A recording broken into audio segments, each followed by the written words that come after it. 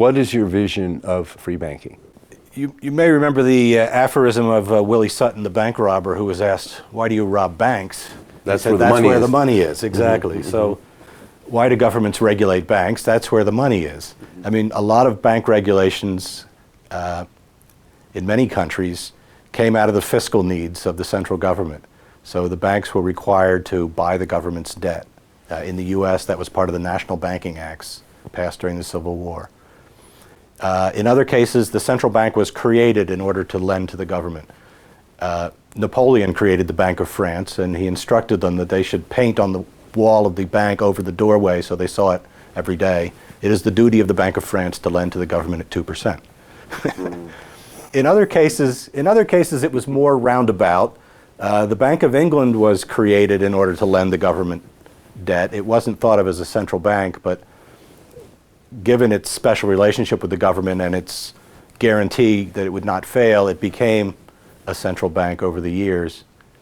And so those kinds of events have led to the regulation of banks in ways that make them unfree. In particular, central banks have monopolized the issue of currency, paper money, hand-to-hand currency.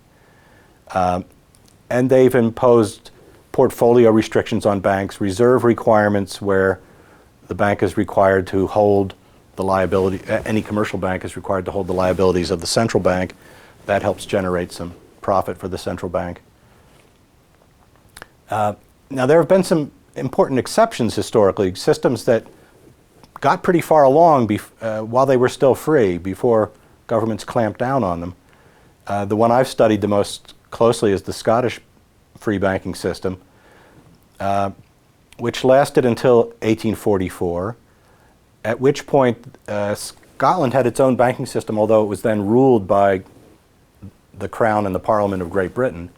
It had grown up with its own legal system, and that was still respected.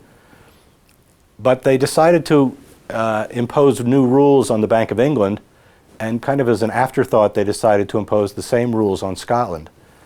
And I've looked in the legislative record, and there's never any clear explanation of why they're doing it, since there's no problem in Scotland to be solved. The banking system was just fine. But they seem to have been worried that it was an embarrassment for their theory that we need to have a central bank, that there was this example of a system without a central bank that was functioning just fine.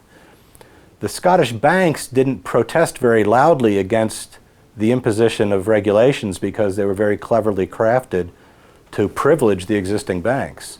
So Sir Robert Peel, in Peel's Bank Charter Act of 1844, provided that the existing Scottish, and there was a further act in 1845, but they provided that the existing Scottish banks were recognized and their right to issue notes was recognized, but no new banks of issue were going to be allowed.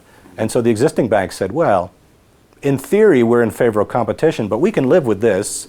No new competitors for us. That's great. We can continue issuing notes. So bank regulations of those sorts were conceived in ways that were in the interest of incumbent banks by restricting competition from new banks. And restriction on entry into banking has long been something that's in the interest of incumbent banks. In the United States, we had separate banking regulation by state, and in many states, to get a bank charter meant to get a little monopoly. Banks were restricted in their branching, so if you got a charter for this county, you were the only bank in that county. In some states, it was each bank only had one office. They weren't even allowed to branch within a city or a county. So creating little monopoly privileges led to those kind of branching geographic restrictions on banks.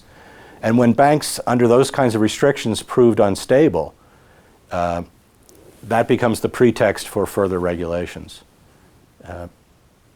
So in the United States, the system created under the Civil War still didn't allow banks to branch out, required them to hold federal debt, didn't allow them to respond to seasonal variations in the demand for currency because they could only issue as much currency as they had federal debt.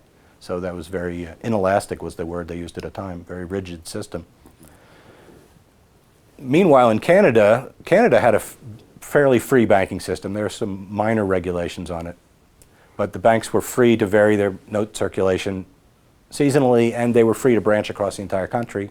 The banks were very stable, low failure rate. There were two ways the U.S. could have gone. It could have adopted the Canadian model, and there were people at the time who advocated that.